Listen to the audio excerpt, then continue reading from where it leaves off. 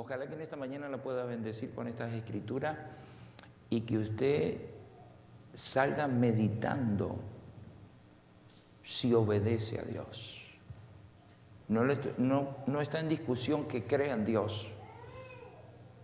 Si obedece a Dios, si se goza en obedecer a Dios, si realmente está de acuerdo con lo que Dios le dice.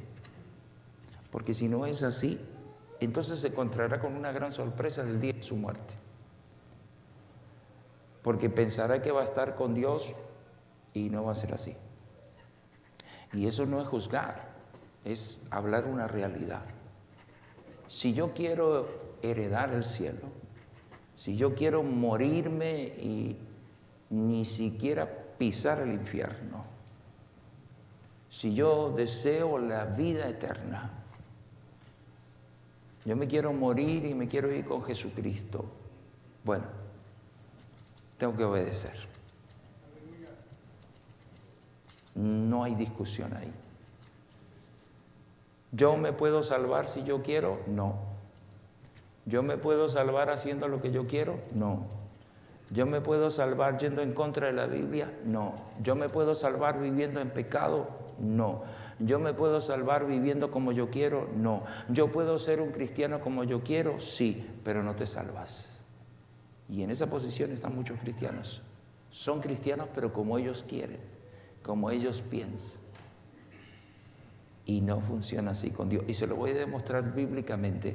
Después usted medita las decisiones que tomará. Si es tan amable, se pone de pie.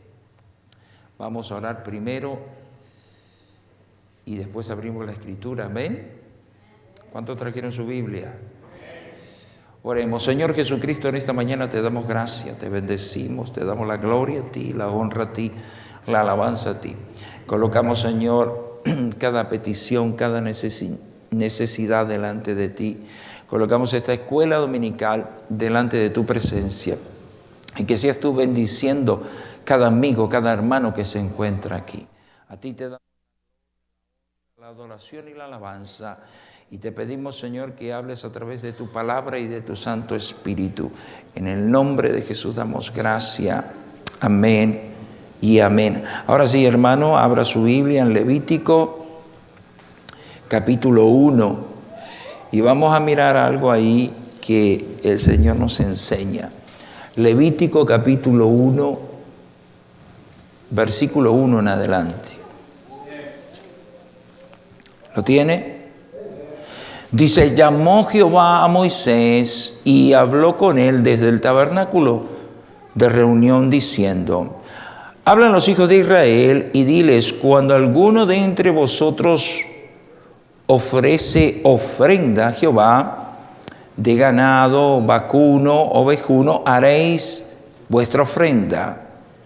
Si su ofrenda fuere holocausto, vacuno, macho sin defecto, lo ofrecerá. Ahora mire esa palabra: de su voluntad lo ofrecerá a la puerta del tabernáculo de reunión delante de Jehová. Ahora el título de esta enseñanza es el gozo, diga conmigo, el gozo de la obediencia. Pregúntele al que está a su lado si le gusta obedecer. Pregúntele si le gusta obedecer. Diciendo gloria a Dios, tome asiento. Se oye a las personas decir: a mí Dios no me quiere. ¿Ha escuchado usted eso? ¿O alguno de nosotros lo hemos dicho? A mí Dios no me quiere. A mí Dios no me oye. A mí Dios no me escucha. Humanamente las personas se desilusionan y se desaniman y hasta pierden su fe. Porque pensamos que Dios es que es como los humanos, que tenemos que hacer las cosas, ir y venir y mucho más. Hay personas que cuando vienen a la iglesia, cuando están en la iglesia y oran, piensan que Dios le tiene que contestar enseguida. Es que yo fui a la iglesia y oré y Dios no me respondió. No funciona así. Con Dios no funciona así. Es que yo fui como una semana a la iglesia y Dios no me contestó. No funciona así. Es que yo fui sinceramente a la iglesia y Dios no me respondió. No funciona así. Dios no es manejable como los humanos. El ser humano va y viene. Dios no funciona así. La Biblia dice que para Dios 1000 años son como un día y 1000 días como un año. Dios no está encasillado en el tiempo como el humano. Dios existe desde el tiempo. Entonces, cuando hablamos de aquí, en Levítico, es el tabernáculo. Ahí empiezan las instrucciones, diga instrucciones, que Dios le da a Moisés, el que libertó a Israel, y a su hermano, para que ministraran en el tabernáculo, porque la presencia de Dios iba a estar ahí. Déjeme decirle algo, esta es una iglesia. Diga conmigo, esta es una iglesia. No, parece que no está convencido. Esta es una iglesia. Pero muchos no respetan la iglesia. No la respetan. Porque están en la iglesia y entran a la iglesia como si entraran a cualquier lugar. Por ejemplo, no tienen la delicadeza de apagar el celular. Por ejemplo, está la alabanza y están mirando para otro lado, porque no se respeta ni se honra la casa. Entonces Dios en Levítico empieza a dar instrucción. Y ahora viene la enseñanza. Levítico nos enseña la presencia de Dios en el tabernáculo. ¿Sabe? Si yo no respeto la casa, la cual Dios me coloca para adorar su nombre, quiere decir que la presencia de Dios no está conmigo en ninguna parte. Porque se supone que cuando yo vengo a la iglesia, la presencia de Dios ya está aquí. Pero cuando yo salgo de mi casa, la presencia de Dios viene conmigo. Cuando yo me monto a mi carro, la presencia de Dios está conmigo. Cuando yo estoy en mi trabajo, la presencia de Dios está conmigo. Ahora, Dios le dice a Moisés, y le dice a Aarón, y le dice a los levitas, que erigieran, levantaran un tabernáculo, porque la presencia de Dios iba a morar ahí. Ahora viene la instrucción, diga instrucción. Una cosa es ser cristiano. Cristiano significa que soy un seguidor de Jesucristo, pero no un hacedor de su palabra. Son dos cosas diferentes. El católico dice que es cristiano, pero toma, fuma, maldice, vive en fornicación, roba. El mormón también dice que es cristiano. El testigo de Jehová también dice que es cristiano. El presbiteriano dice que es cristiano. El bautista dice que es cristiano. Y aquellos que hablamos de Dios, todo el mundo dice que es cristiano.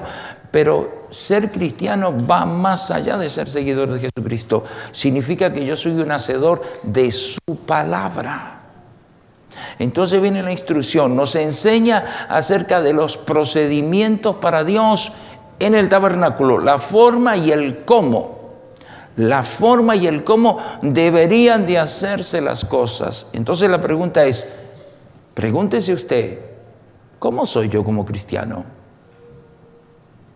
¿Realmente estoy yo haciendo la instrucción de Dios? ¿Realmente estoy haciendo la voluntad de Dios? ¿Realmente estoy dejándome dirigir por Dios? Entonces mire, a ellos se les permitía proceder como ellos quisieran. No. Como ellos pensaran. No. como ellos interpretaran. No. Y entonces hablamos de las ofrendas de pan. Dice que las ofrendas de pan en el altar deberían de ser sin levadura. ¿Por qué? La levadura es un ingrediente que todos conocemos. Se usa para mezclar con la harina y es donde se hace el pan. Pero la levadura tiene algo particular. La levadura hincha la masa. La levadura expande la masa. Ahora Dios le dice al pueblo de Israel que cuando deberían de traer ofrenda de pan, debería de ser sin levadura. Bueno, pastor, ¿y eso qué tiene que ver conmigo? Tiene mucho que ver. Y también voy a hablar acerca de que los pactos, cuando ellos venían con el sacrificio de un animal, tenían que ponerle sal.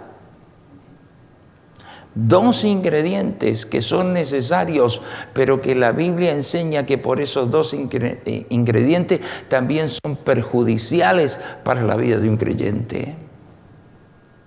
Ahora, en 1 Corintios, capítulo 5, si es tan amable, abra su Biblia. 1 Corintios, capítulo 5, versículos 6 al 8, dice: no es buena vuestra jactancia. ¿No sabéis que un poco de levadura leuda toda la masa? Limpiaos pues de la vieja levadura, para que seáis nueva masa, sin levadura como sois. Porque vuestra Pascua, está hablando de Levítico, que es Cristo, ya fue sacrificada por nosotros. Ahora, la levadura, en este caso, ¿qué tiene que ver o qué está relacionada con el ser humano? Bueno, podemos enumerar algunas cosas que batalla y tropieza el ser humano. Está de más decir que la levadura se usa como un ingrediente gastronómico. Somos entendidos que la levadura se usa en la masa, pero para ofrendar a Dios estaba prohibido. Lo mismo es para nosotros si pensamos que nos presentamos delante de Dios como nosotros queremos y pensamos, y Dios lo acepta. Yo escucho a las personas decir: es que Dios entiende. ¿Quién le dijo a usted que Dios entiende? Es que Dios entiende como yo soy, es que Dios entiende como yo estoy. No. Ese es un pensamiento humanista. Yo lo dije los otros días predicando en la radio, que el pensamiento de Mahatma Gandhi, y se popularizó porque Mahatma Gandhi, el libertador de la India, él dijo que Dios ama al pecador y aborrece el pecado. Y nosotros los predicadores hemos dicho esto, pero es un gran error. Dios no es que ama al pecador y aborrece el pecado. Dios ama su creación y entre la creación está el ser humano, pero si el ser humano no se arrepiente, en sus pecados va a morir y Dios no lo puede salvar. La única manera de que el ser humano sea salvo es si se arrepiente. Usted podrá decir en esta mañana todos los argumentos que usted quiera colocar. Yo no puedo, yo no tengo tiempo. Dios conoce todos los argumentos humanos que usted pueda pensar en esta mañana, presentarlos delante de Dios y decir: Dios entiende. No, Dios no entiende. Dios entiende cuando alguien se arrepiente. Dios entiende cuando alguien confiesa su pecado. Dios entiende cuando alguien dice: Señor, te entrego mi vida y cámbiame. Ahí es donde Dios interviene. Ahí es donde Dios puede cambiar. Ahí es donde Dios puede sanar. Ahí es donde Dios puede libertarme. Pero si yo no reconozco, entonces no puedo venir a traerle una ofrenda con levadura. Entonces, algo que humanamente representa la levadura para nosotros, yo tengo 20 aquí, pero hay más. Ejemplo, orgullo. No, yo no soy orgulloso, ¿seguro? ¿Seguro que no somos orgullosos? ¿Seguro que no somos vanidosos? ¿Seguro que no tenemos pecados ocultos? A veces nos podemos ver muy bien, pero estamos ocultando cosas. ¿Seguro que no mentimos? ¿Seguro que no damos falsos testimonios? ¿Seguro que no nos convertimos, no nos metemos en conversaciones impropias? ¿No le gusta a usted hablar de nadie? ¿Ni siquiera del presidente? ¿Usted no habla de ningún hermano? ¿No habla del pastor? ¿Jamás ha hablado del pastor? ¿Jamás ha dicho usted algo impropio de su pastor en conversaciones con hermanos o con hermanas? En los tiempos que usted tiene de cristiano, usted no ha comentado nada de su pastor o dicho algo que no le correspondía decir. Esas son conversaciones impropias. Chismes, rencores, resentimientos, falta de perdón. Hay personas que dicen te perdono. Eso de decir te perdono, eso no funciona con Dios. El que realmente perdona no perdona de aquí, perdona de aquí. Perdona de aquí y pasa por aquí. Y cuando sale, es decir, perdonar es que perdonó, como Jesús perdona nuestros pecados y quedan sepultados en el fondo del mar. Ya lo dije, resentimiento, falta de perdón, adulación. Hay gente que le gusta que lo adulen, eso es tipo de levadura. ¡Uy, qué bien que predicó, qué bien que dirigió, qué bien que cantó! Y lo adulan. Está poniéndole levadura al ego de la persona. Y cuando el globo se pinche, se acabó todo. No pedir perdón. Hay personas que no piden perdón. Les gusta que les pidan perdón, pero ellos no son capaces de pedir perdón. Eso es un tipo de levadura. No pedir perdón sinceramente, con arrepentimiento sincero. Pedir perdón, pero sinceramente. Estoy arrepentido de lo que dije, de lo que hice, de lo que practiqué. Adulterio, fornicación, pornografía. No controlar nuestra lengua cuando hablas y opinas de algo o de alguien. Hermano, si la lengua que tenemos es para bendecir, no para maldecir, y no la puedo controlar cuando hablo, porque con esta misma lengua alabo a Dios, pero con esta misma lengua juzgo a la gente. No sé si está aquí, pero ayer cuando estábamos haciendo la actividad, vino un joven, no sé si está aquí en esta mañana. Lo vi hoy en la mañana, vino a la iglesia, pero no sé si se fue. Y entonces él quería un plato de comida y una de las hermanas lo refirió conmigo. Entonces yo me presenté, él se presentó, me dijo, tengo esta situación. Le hice unas preguntas, le digo, está bien, tranquilo. ¿Qué quieres comer? No, quiero 2 pupusas y una soda. Está bien, siéntate. Y ahí él comió, se levantó, se despidió de mí. Hoy en la mañana lo vi, vino muy temprano, no sé si está aquí. Ahora, con esta lengua bendecimos y también maldecimos. Juzgamos y también criticamos. Y ese es un tipo de levadura. Y a veces venimos a la iglesia y pensamos que está todo bien, y no lo está. Porque si Moisés y Aarón y los levitas hubieran dicho, bueno, levantemos el tabernáculo y a ver cómo sale esto, y hagámoslo así como nosotros pensemos. Dios fue específico en las ofrendas, en los holocaustos, la manera que Él quería que el pueblo trajera las ofrendas. Si iban a traer una ofrenda de pan, tenía que ser sin levadura, porque la levadura representa esto que les mencioné aquí y más. Entonces nosotros podemos venir a la iglesia y escuchar la palabra, pero no está haciendo la palabra lo que debe de hacer en mí. La palabra, la Biblia, debe de producir cambios en mi vida. Cambios significativos. Cambios de comportamiento, de conducta, de vieja manera de pensar, de vieja manera de actuar, de vieja manera de hacer. No sirve ser un cristiano con un rótulo aquí en la frente que diga soy cristiano y practicar mi vieja manera de vivir. No funciona así. Ahora sigo. Dele una alabanza a Jesucristo. Me faltaron algunos aquí.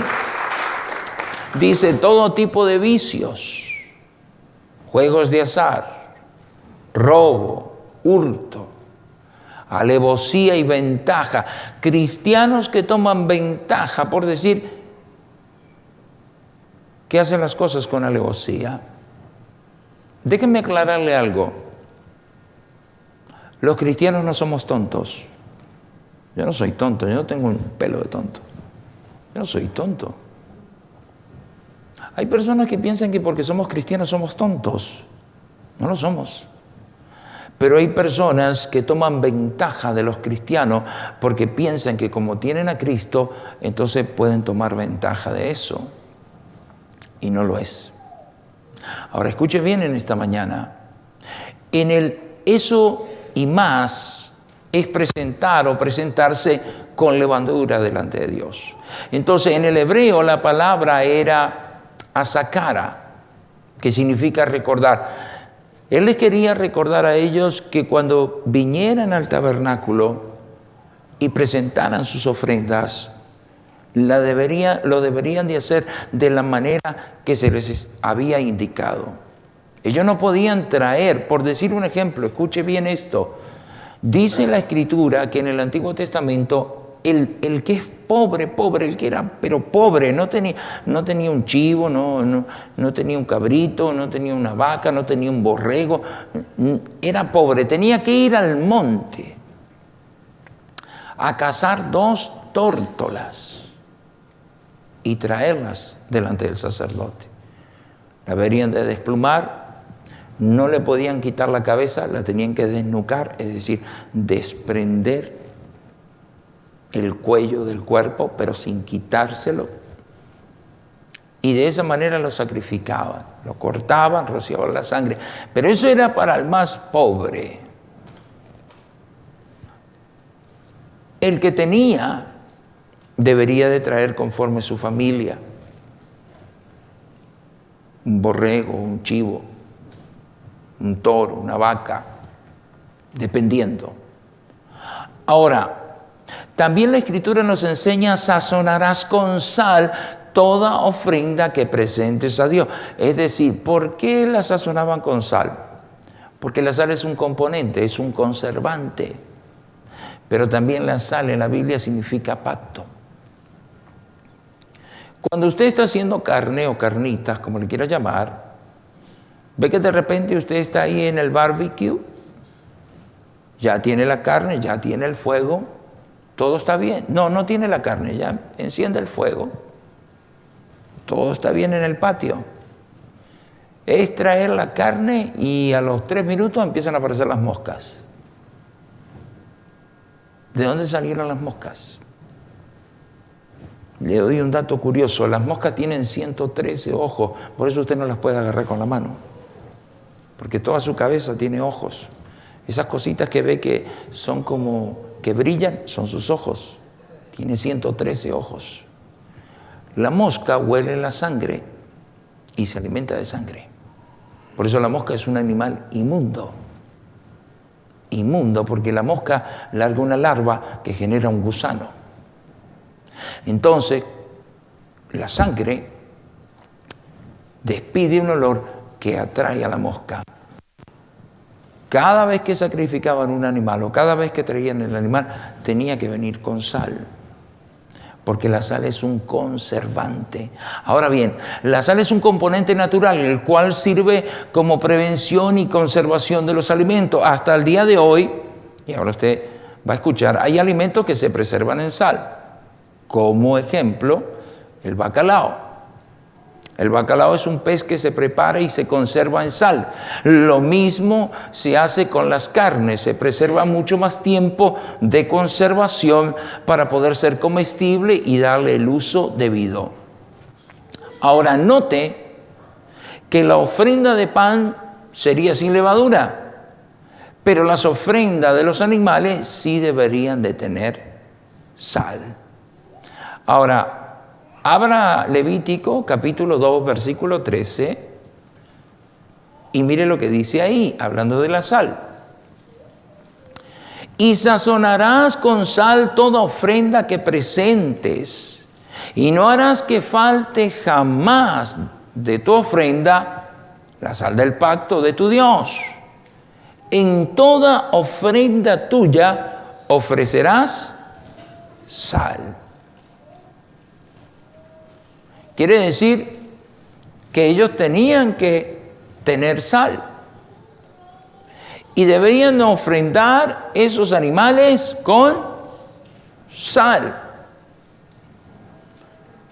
Porque imagínense en el tabernáculo donde sacrificaban y rociaban la sangre, ¿cómo estarían las moscas? Ahora, ya dijimos que la sal es un conservador natural, el cual impide la descomposición de la carne. También como un pacto delante de Dios. Así que tenemos la ofrenda de pan, diga conmigo, sin levadura. Y ya explicamos el significado de la levadura. Y también el de la sal, que significa conservación y pacto. La sal significa conservación y pacto. La sal cumple que, en este caso la carne que despide sangre, no se descomponga. ¿Correcto? Ahora, mire lo que dice Mateo capítulo 5, versículo 13. Ahora, en el Nuevo Testamento, Jesús hace una aclaración acerca de la sal. Y Mateo 5:13 dice, vosotros sois la sal de la tierra. Pero si la sal se desvaneciere, ¿con qué será salada? No sirve más para nada, sino para ser echada fuera y hollada por los hombres.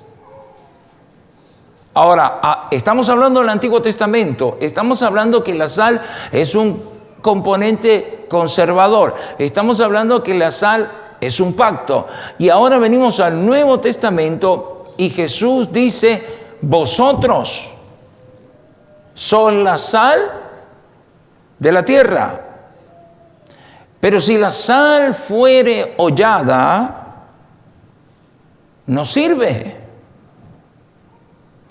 Ahora, un dato curioso y ejemplo, la sal. La sal se saca del mar, se separa del agua, se solidifica en granos, la sal. Se procesa y se pone en nuestra mesa.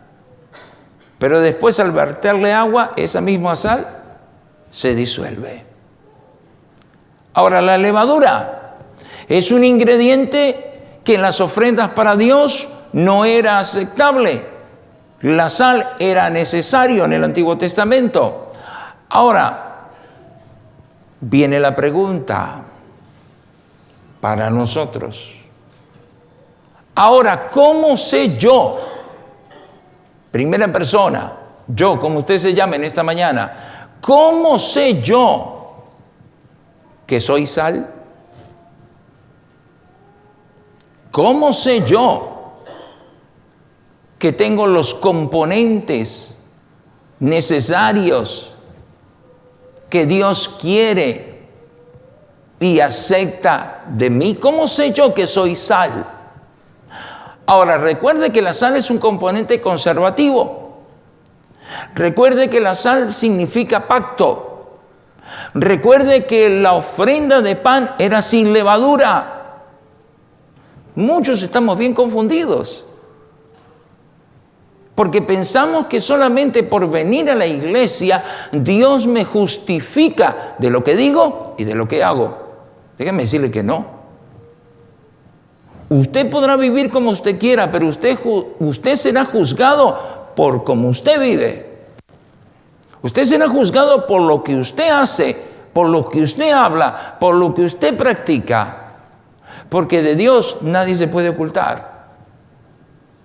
Yo en la iglesia me puedo comportar como un excelente cristiano, pero fuera de la iglesia yo puedo vivir como un diablo y hablar como un diablo y practicar lo que practica el diablo, la desobediencia.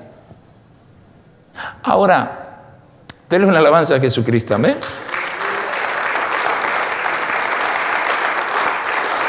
Yo creo que lo puede hacer mejor todavía. Denle una alabanza al Señor.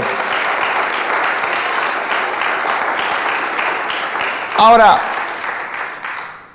¿qué es un pacto? Un pacto es un trato entre dos o más partes que se comprometen a cumplir lo estipulado. Eso es un pacto. En el pacto está Dios y estamos nosotros. El pacto de Dios lo hizo con sangre. La sangre del Cordero inmolado que quita el pecado del mundo. Amén. Por eso nosotros podemos decir que somos perdonados por Jesucristo, porque Jesucristo, por su sangre y por su nombre, nos puede perdonar. Ese es el pacto. Pero recuerde que el pacto tienen que haber dos o más en un acuerdo estipulado para hacer lo que se está diciendo. Si usted tiene una Biblia y usted dice, esta es la palabra de Dios, amén, y yo me voy a dejar guiar por la palabra de Dios, eso es un pacto. Yo estoy haciendo pacto con el autor, que no fueron los apóstoles. Los apóstoles fueron el instrumento, el vaso. Los profetas, Moisés, Jeremías, Elías, Eliseo, fueron los instrumentos, pero el que redactó esto se llama Jesucristo. Entonces yo tomo mi Biblia y yo hago un pacto contigo. Yo me comprometo contigo. Yo voy a obedecer lo que dice aquí, aunque mi mente diga que no, aunque mi cuerpo diga que yo voy a hacer lo que dice aquí. Yo estoy haciendo un pacto. Ahora, la otra parte dice, bueno, yo lo acepto. Si tú te comprometes conmigo a través de mi libro, yo acepto ese pacto. Si tú haces lo que dice ese libro, porque ese libro lo edité yo, entonces yo hago pacto contigo. Un pacto que te voy a conservar. Un pacto en el cual te voy a proteger. Un pacto en el cual yo te voy a cuidar. Un pacto en el cual cuando tú clames a mí, yo te voy a escuchar. Un pacto que cuando tú entres en mi casa, yo voy a hacer un pacto. Yo no sé si me está entendiendo en esta mañana, pero realmente las cosas de Dios son serias. Son serias. Ahora, un ejemplo de cómo la sal es diluida en el pacto que se supone que está entre el ser humano y Dios. Abra su Biblia en Juan capítulo 8, verso 24. Mire lo que dice ahí. Por eso os dije que moriréis en vuestros pecados, porque si no creéis que yo soy en vuestros pecados, moriréis. Son palabras de Jesús. Hay personas que piensan que Dios no los va a juzgar, porque lo que hacen y practican, que Dios es bueno y no va a juzgar sus acciones. La práctica del pecado y la desobediencia a la palabra de Dios es como se disuelve el pacto con Dios y entonces queda desprotegido. En este caso el creyente.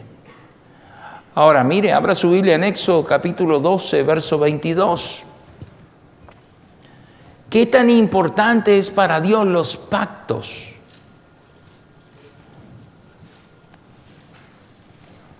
Toma un manojo de hisopo y mójalo en la sangre que estará en un lebrillo. Y untar el dintel y los 2 postes con la sangre que estará en el lebrillo. Y ninguno de vosotros salga de las puertas de la casa hasta la mañana. Porque Jehová pasará hiriendo a los egipcios, y cuando vea la sangre en el dintel y en los 2 postes, pasará Jehová aquella puerta y no dejará entrar al heridor en vuestras casas para herir. Guardaréis esto por estatuto para vosotros y para vuestros hijos para siempre. Y cuando entréis en la tierra que Jehová os dará, como prometió, guardaréis este rito. Y cuando dijeren vuestros hijos, ¿qué es este rito vuestro? Vosotros responderéis, es la víctima de la Pascua, el cual pasó por encima de las casas de los hijos de Israel en Egipto, cuando hirió a los egipcios y libró nuestras casas. Ahora, eso significaba que tenían que matar un cordero menor de 1 año, sacrificarlo, comerlo y la sangre rociarla en los dinteles de las puertas. ¿Qué es un dintel, pastor? Bueno, un dintel es la parte superior del hueco de la puerta. La ley ordenaba a los israelitas que empapasen de la sangre cada dintel, que son 2, y los postes de las puertas, para que cuando descendiera la muerte, los cubriera y no tocara ningún primogénito. Esa es una ordenanza, es un pacto. Si no lo hubiera hecho así Moisés, juntamente con Aarón y los levitas, todos los egipcios, todos los hebreos hubieran muerto. Ahora dígame usted, ¿cómo pensamos nosotros que vamos a ser salvos? Porque el católico piensa que es salvo, el mormón piensa que es salvo, el presbiteriano piensa que es salvo, el bautista piensa que es salvo, el maometano piensa que es salvo, el budista piensa que es salvo. ¿Cómo vamos a ser salvos? Porque tipológicamente y analizando la Escritura, tanto el Antiguo como el Nuevo tienen la misma relación: sangre, pacto. Ellos se salvaron porque fueron obedientes, obedecieron, mataron el animal, lo comieron, colocaron la sangre en los dinteles de las puertas y en los postes, y cuando el ángel o la muerte descendió, ningún primogénito de los hebreos murió. Cuando descendió a Egipto, mató a todo primogénito de los egipcios. Ahora Jesús dijo, esta es la sangre del pacto que ha sido derramada por vosotros. Es decir, para muchos no tiene importancia, pero para Dios sí. La sangre del pacto. La sangre del pacto es rociada ahora en sus hijos. Pero esos hijos tienen que ser obedientes. Y se deben de gozar en ese pacto. Por eso muchos de nosotros no hemos entendido y pensamos que Dios me va a recibir como yo pienso y lo que yo practico y como yo vivo. Que lo que yo hago que Dios lo acepta. Hay personas que necesitan arrepentirse y bautizarse y no lo hacen. Hay personas que ya están arrepentidas y andan en desobediencia. No hacen caso, no obedecen, viven como quieren, hacen lo que quieren. Y piensan que Dios así los va a aceptar. Si Moisés no hubiera hecho conforme como Dios le dijo del templo, hacer el tabernáculo en el monte, si no hubiera hecho caso tampoco Aarón y los levitas, que cuando trajeran las ofrendas, ¿cómo las deberían de traer? No, esto es para Dios, así. Por eso yo le decía, ¿sabe? En la iglesia abunda dinero, ¿sabe? Pero ¿sabe cuál es el billete que abunda en la iglesia? El de dólar. El de dólar abunda en la iglesia. La hermana ayer cuando estaba sacando las cuentas dice, pastor, disculpe, pero ahí hay una cantidad de dólares. Le digo, bueno, y lo que yo dije automáticamente, eso es lo que abunda en la iglesia. ¿Por qué? ¿Por qué el dólar abunda en la iglesia? Porque es algo que no te cuesta. Impacta tu economía. ¿Qué puede impactar en tu economía? Un dólar. ¿Qué sacrificio puede ser un dólar de ofrenda? ¿Por qué no cambias el de dólar por el de 100? ¿Y por qué no cambias el de 100 por de 1000? ¿Y por qué no cambias el de 1000 por 10,000? Ah, no, eso es mucho dinero. ¿Y tú crees que Jesucristo no hizo un sacrificio excelente? Siendo Dios, se hizo hombre. Siendo hombre y estando en la condición de hombre, fue obediente, dice la Escritura, hasta la muerte y muerte de cruz. ¿Usted cree que eso no fue suficiente para darle a usted y para darle a mí salvación y vida eterna? Entonces el gozo, diga gozo, de obedecer. Vamos a ser sinceros en esta mañana. A ninguno de nosotros nos gusta obedecer. Y muchos de ustedes están pagando en carne propia con sus hijos, porque cuando ustedes tenían la edad de sus hijos, eran peor quizás de lo que sus hijos son ahora. Tú no te acuerdas cuando tú eras joven. Tú no te acuerdas cuando tú eras teenager e hiciste sufrir a tu madre y a tu padre, y ahora tus hijos están haciendo lo mismo. Nosotros los adultos queremos corregir a los jóvenes. Y yo le pregunto a los adultos, ¿y quién lo corrige a usted? Porque usted quiere corregir a sus hijos, ¿y a usted quién lo corrige? ¿A usted quién lo amonesta?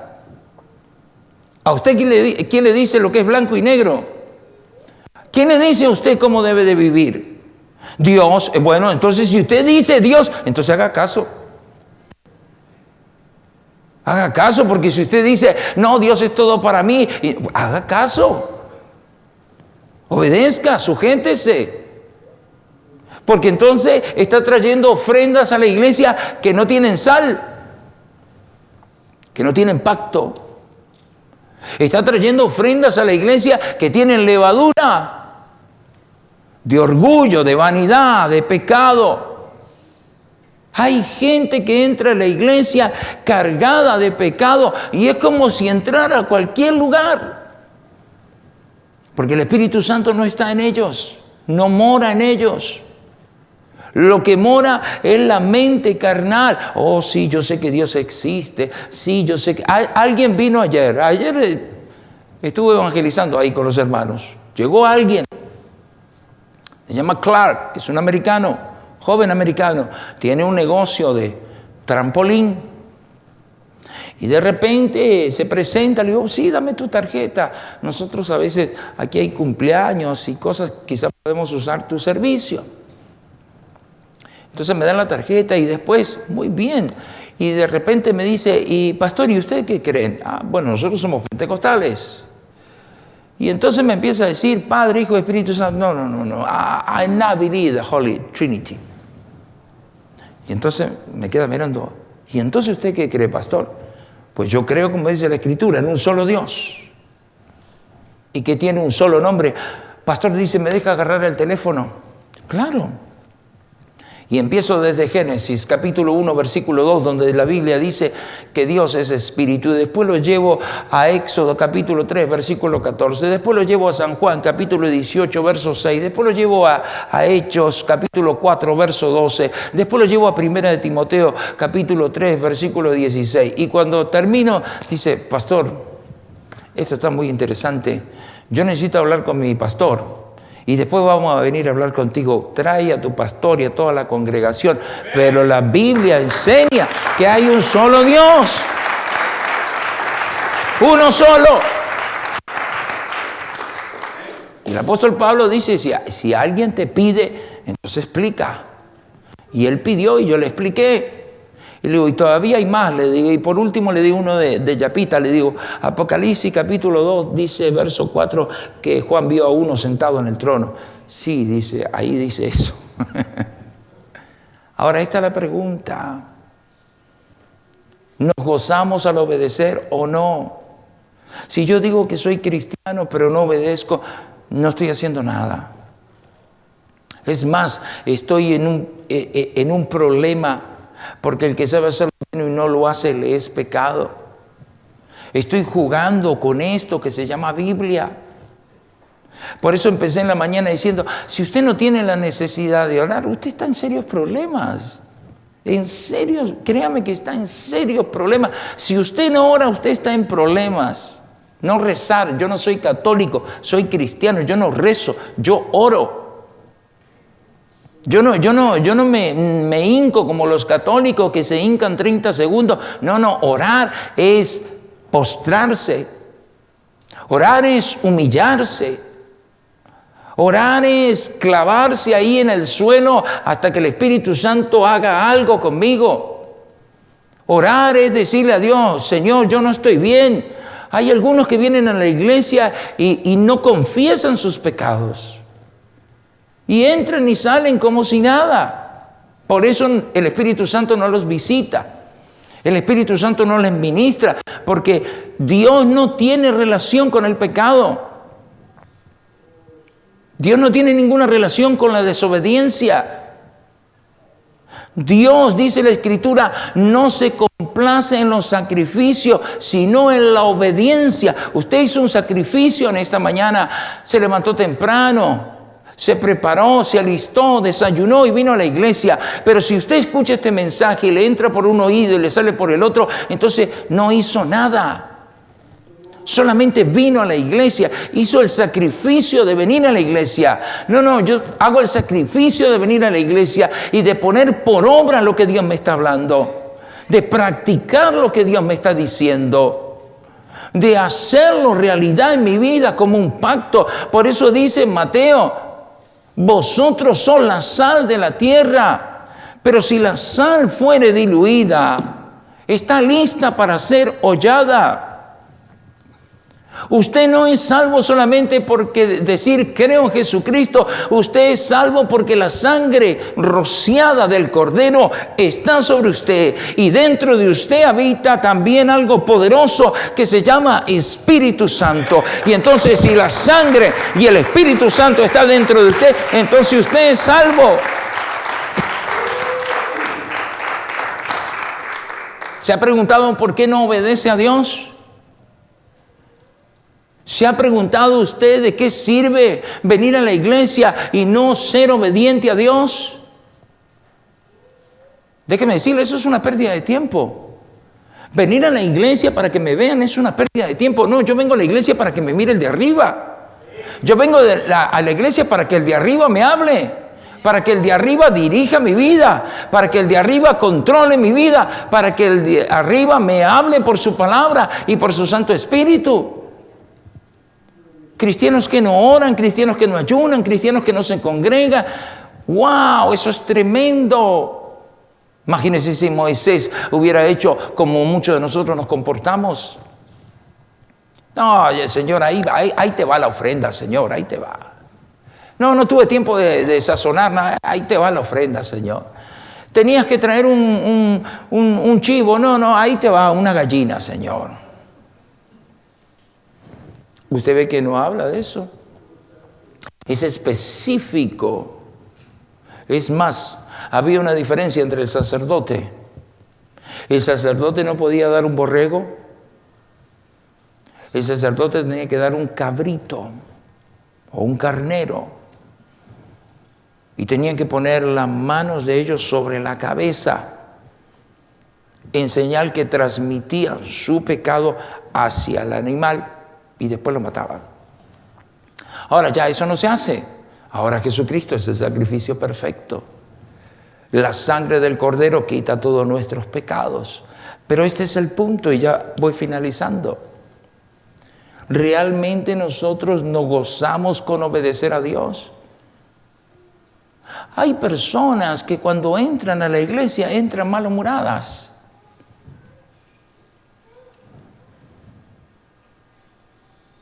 Jesucristo no tiene por qué soportar nuestro mal carácter, ni nuestro mal humor.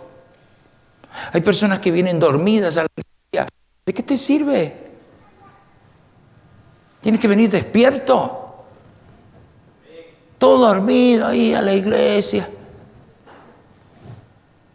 Debo de venirme a gozarme a la presencia de Dios. Debo de estar temprano en la casa de Dios. Debo de buscar a Dios en oración. Porque esa es la relación del pacto. Ellos cuando venían y mataban o sacrificaban el animal, tenían que sazonarlo, porque la sal es un conservante. Y él dice, vosotros sois, ¿cómo sé yo que soy sal? ¿Usted sabe cómo es sal? Como cristiano, bueno, le voy a dar algunos tips. Si usted dice que es sal como cristiano, entonces su comportamiento en el trabajo tiene que ser como un verdadero hijo de Dios. No como un verdadero hijo de Dios, como una verdadera hija de Dios. Si nosotros decimos que somos sal, entonces nosotros vamos a defender la palabra de Dios. Vamos a vivir por esta palabra. Si alguien te pidiera que tú le explicaras a alguien por qué tú crees como crees, es que yo no sé, entonces no eres sal. Porque la sal es un componente que conserva. Y aunque la sal está en el mar, en el agua salada, un ejemplo, la preparan, separan el agua, quitan la sal y vuelve a la mesa, o está en la mesa y se disuelve con agua. Por eso hay personas que cuando están en prueba, ahí se da cuenta. Jesús dijo estas palabras, que nosotros teníamos que poner los pies sobre la roca, porque Jesús es la roca. Y entonces cuando tú estás en la roca, los problemas no van a disolverte como sal, porque estás sobre la roca.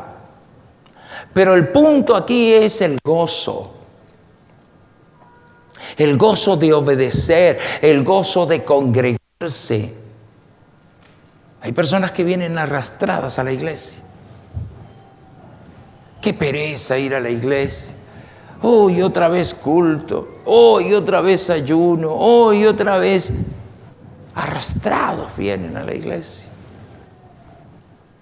Como si Dios estuviera suplicando del cielo, hijo, congrégate. Hermano, Dios no necesita de nosotros, nosotros necesitamos de Dios.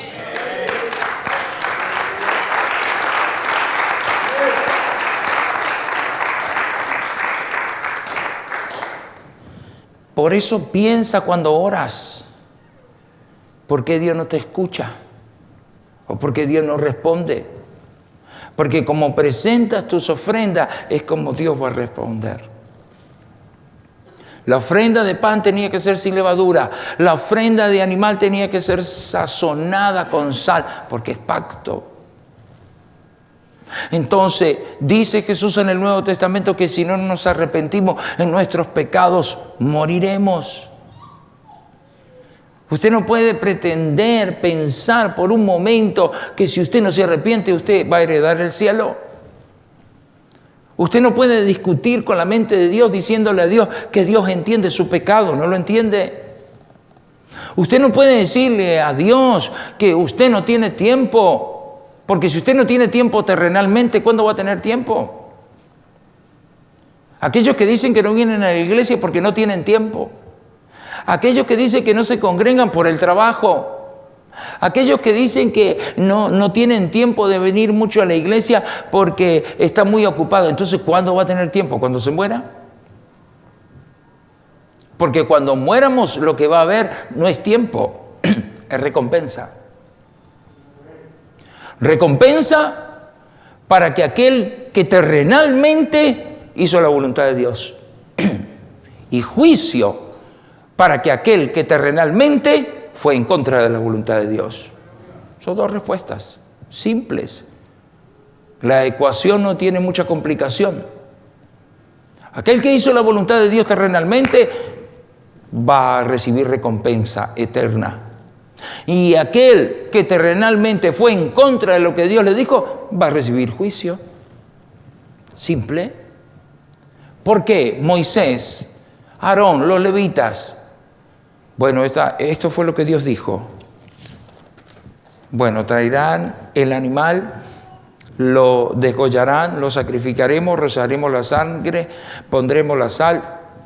No, pero es que yo no tengo sal. Bueno, si no tiene, consiga. Punto. Tía, usted le toca traer esto, usted le toca traer esto. No, pero que esto es lo que dice la palabra y por esto vamos a hacer. Fin de la discusión. No le podemos ganar a Dios. Entienda. No le puede ganar usted a Dios. Yo no le puedo ganar a Dios. Nosotros podemos argumentar en esta mañana diciéndole a Dios, no tengo tiempo, yo no puedo, bla, bla, bla, bla, bla, bla. Moisés le dijo a Dios, yo soy medio tartamudo. No, bueno, ahí está tu hermano Aarón. Voy a usar a tu hermano. Aunque no quiero usar a tu hermano, pero voy a usar a tu hermano. Porque sí, aunque era tartamudo, Dios lo podía hacer hablar claramente. Entonces nosotros pensamos que las contestaciones humanas son más fuertes que las respuestas divinas. Jamás le podremos ganar a Dios. Cuando usted le dice algo, Dios ya tiene la respuesta de 20 años en adelante. Cuando nosotros queremos justificarnos por el cansancio, por el trabajo, por la familia o whatever, lo que quiera decir en esta mañana, dice, eso no te justifica de tu falta. Cuando usted piensa que trae una ofrenda correcta, Dios dice, esa no es la ofrenda que yo merezco. Hablemos de la ofrenda de Caín y de Abel. Las dos ofrendas eran buenas, pero la ofrenda de Caín no agradó a Dios porque no era ofrenda de legumbre, era ofrenda de sangre. Él tendría que haber traído, igual que su hermano, un animal, una bestia, y él trajo ofrenda de legumbre. Y eso es lo que muchos de nosotros no entendemos. Nos presentamos a la iglesia como nosotros pensamos y no como Dios dice que debemos de hacer. Y me presento en la iglesia con la ofrenda que yo quiero, no con la ofrenda que Dios quiere. Hay personas que pasan al altar de la iglesia y no se arrepienten. Hay otros que se han arrepentido, pero después que se levantan, se secan las lágrimas y siguen practicando lo mismo. Hay hombres y mujeres dentro de la iglesia que son burladores de Dios. Y piensan que Dios no los ve. Dios sabe lo que tú practicas en la intimidad de tu cuarto. Dios sabe lo que tú hablas por el teléfono. Dios sabe lo que miras en la internet. Dios sabe, Dios lo sabe. No lo puedes burlar, Dios lo sabe. Y entonces presentan la ofrenda de paz diciendo, Dios acepta esto. Y Dios dice, yo no quiero eso. Eso está contaminado, eso tiene levadura. Esa sal que le colocaste al sacrificio está diluida. Y por eso Dios no hace nada. Imagínate que no tienes el deseo de orar. Entonces, ¿cómo vas a entender a Dios? No lees la Biblia. Entonces, ¿cómo vas a comprender a Dios? El Espíritu Santo no está sobre ti. ¿Cómo vas a entender a Dios? Porque todo eso es bíblico. La oración es parte de la vida de un creyente. El Espíritu Santo tiene que vivir en el creyente. Un creyente que no ora, un creyente que el Espíritu Santo no lo visita, entonces está como cualquier otra persona, es un religioso. Y déjeme corregirle en esta mañana, la religión no salva, lo que salva es la fe en Jesucristo. Pero aquel que tiene fe en Jesucristo tiene que ser obediente. Y ese es el problema, obediencia. Aquel joven que se acercó a Jesucristo tenía dinero, era rico. Y le dice a Jesús, ¿qué debo de hacer para ser salvo? Bueno, guarda los mandamientos. Oh, todo eso lo he hecho desde que era un niño. Bueno, entonces Ve y vende todo lo que tiene y dáselo a los pobres y ven y sígueme. Y dice que se fue muy triste. Obediencia. ¿Obedece a Dios? No nos podemos mentir. Usted podrá decir en esta mañana, yo obedezco a Dios, pero si usted le preguntara a su pastor y usted le permitiera a su pastor que le conteste a usted sinceramente, sin que usted se ofenda ni se vaya de la iglesia, pastor, sea sincero conmigo. Le prometo delante de Dios que no me voy de la iglesia, pero sea sincero conmigo. ¿Cómo soy yo como cristiano? Mire, para algunos tengo un pergamino. Un pergamino tengo de listas de cosas que no me gusta de usted. Un pergamino. Porque sí miramos la paja en el ojo ajeno, pero no miramos la viga que está en el ojo derecho. Miramos el pecado del otro, pero no miramos el propio pecado que nosotros practicamos. Observamos los defectos de los demás, pero no observamos nuestros propios defectos. Siempre tendremos defectos, pero un hombre y una mujer que busca de Dios se perfecciona. Un hombre y una mujer que busca de Dios está cerca de alcanzar la corona. Pero ¿qué podemos esperar de aquellos que no quieren? Que sienten que están bien como están, que no tienen el deseo ni de orar, ni de congregarse, ni de ayunar, ni de leer la Biblia. Pero cuando se les da la oportunidad de hablar, son buenos para dar consejo. Tú no puedes dar consejo si el Espíritu Santo no está dentro de ti. Tú no puedes dar consejo si no hay oración en ti. La opinión humana hasta cierto punto es razonable, pero la opinión divina es la que prevalece. La opinión divina es la que tiene sustancia. La opinión divina es la que da dirección. La opinión divina es la que nos guía al trono de Dios. Por eso, por favor, en esta mañana, sea obediente y gócese en la obediencia. Voy a hacer lo que Dios me dice. Voy a ofrecer ofrenda de pan sin levadura.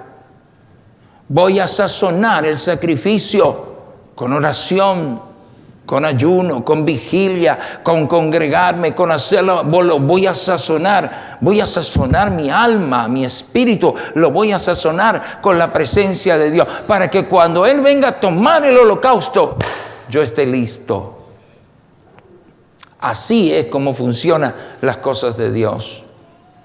Si ellos iban a presentar el sacrificio como ellos querían, entonces Dios no le hubiera dado instrucción. Si yo voy a ser un cristiano sin Biblia, mejor sea mundano, va a ser más feliz. Créame, si usted va a ser un cristiano sin Biblia, mejor sea mundano. Y gócese y revuélquese en el pecado. Y disfrute el pecado. Porque para ser cristiano necesito esto.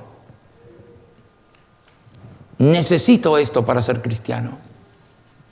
Porque aquí está la instrucción, está la dirección, está la protección, está la guianza, está el manual, para ser cristiano necesito esto. Ahora, para no ser cristiano no necesito esto. Vivo como quiero y hago lo que quiero y practico lo que quiero y voy donde quiero. Pero si usted dice